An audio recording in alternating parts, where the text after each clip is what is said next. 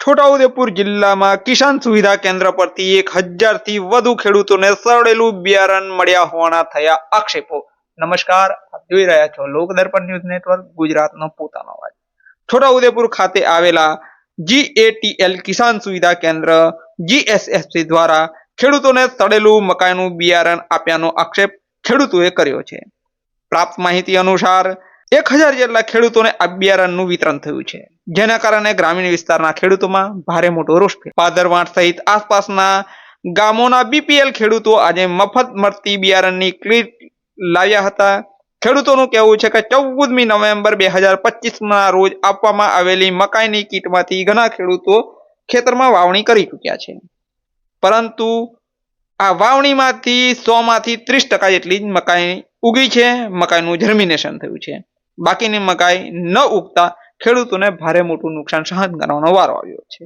ખેડૂતોનું કહેવું છે કે નવી મકાઈની મળેલી કીટનું પેકેટ ખોલતા જ તેમાંથી સડેલું અને ખરાબ બિયારણ જોવા મળ્યું હતું। આ બાબતે જ્યારે ખેડૂતો સુવિધા કેન્દ્રમાં રજૂઆત કરવા ગયા ત્યારે તેમને તમારે જોઈ અને વાવણી ઓરણી કરવી જોઈએ આવો પલટવાર કરવામાં આવ્યો હતો। ખેડૂતો દ્વારા ઓરેલી મકાઈને બદલી આપવામાં આવે એવી પણ માંગ કરવામાં આવી છે। ખેડૂતોએ પ્રશ્ન ઉઠાવ્યો છે કે સડેલું બિયારણ આપીને અમને થયેલું નુકસાન ભરપાઈ કરવામાં આવશે કે નહીં। કમોસમી માવઠાને કારણે પહેલેથી જ નુકસાન ભોગવતા રહેલા ખેડૂતોને ફરી એકવાર સડેલા બિયારણના કારણે આઘાત લાગ્યો છે।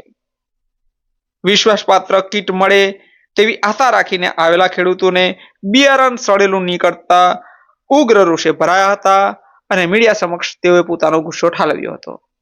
જય હિન્દ। અહીંયા જે ટ્રાઇબલમાંથી જે અમારે કીટ વિતરણ કરવામાં આવી છે, તો અમુક લોકો અમને વિતરણ કર્યા પછી 719માં અમારો નંબર હતો અને અમુક લોકોને વિતરણ કર્યા બાદ વાવણી કરી દીધી છે। એ લોકો અંદર સડેલી છે, અમુકને સડેલી નથી, છતાં નથી ઉગી। અને આ સરને અમે ફોન દ્વારા વાત કરી છે, તો સર એવું કહેવું છે કે તમારે જોઈને વાવણી કરવાની હતી ને, અને જે લોકોને વાવણી નથી કરી એમને બદલી આપવા કીધું। પણ જે અમારા લોકો પેલું લોટરી મારી ખેડાણ કર્યું એ તમામ ખર્ચો બિચારાઓને માથે પડ્યો છે, એનું શું થશે એની બી અમને ચિંતા છે।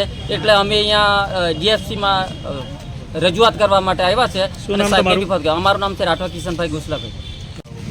હું છોટાઉદેપુરના છેવાડે આવેલા ફેરકુવા ગામ તેમજ મોટારામપુરાના ખેડૂતો સાથે મળીને આજે અમારે કીટ વિતરણ કર્યું ટ્રાઇબલમાંથી। એ એક DAP, એક પ્રમ ખાતર, એક રીંગણાનું પેકેટ અને ટામેટાનો અને સાથે નેનો યુરિયાનો। તો અમારા લોકો ખેડૂતો બધા સરકારી બિયારણ સારું આવે કરીને બધા ખેતરમાં ઉરી દીધું અને કોઈનું ઉગ્યું નહીં અને કોઈનું પેકેટ તોડ્યું, ત્યાં પેલે ખડેલી નીકળી અને અમે રજૂઆત કરવાયા તો આ લોકો એવું જવાબ આપે છે કે બદલી આલી છે એમ।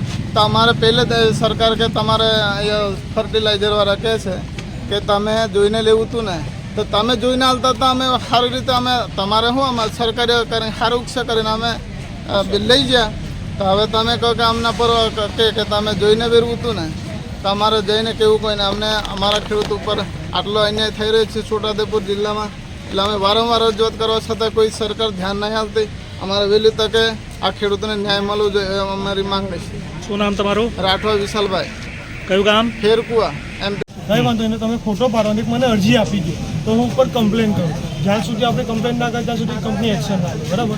કમ્પ્લેન કરશું તો ઉપરવાળા કંપનીને ખબર પડશે, તો આપણને કે વળતર કરતો જે પણ આપે તે ખબર તો પડે ને આપણને। કેટલાક ખેડૂતોને આ ખાતર તમે બિયારણ વેચ્યું હશે સાહેબ? અમારા ટ્રાઇબલમાં તો સમથિંગ 1000 એક હશે। 1000 જેટલા ખેડૂતોને। અને જે લોકોનું જે કદાચ સમજી લો કે અત્યારે બગડેલું લઈને આવ્યા છે, અત્યારે લઈ ગયા છે, એને તમે બદલી આપો છો?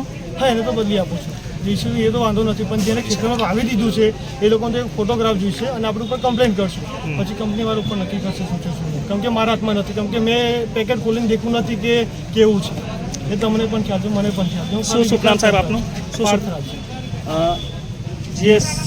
GATL છોટાઉદેપુર। ઓકે, આભાર।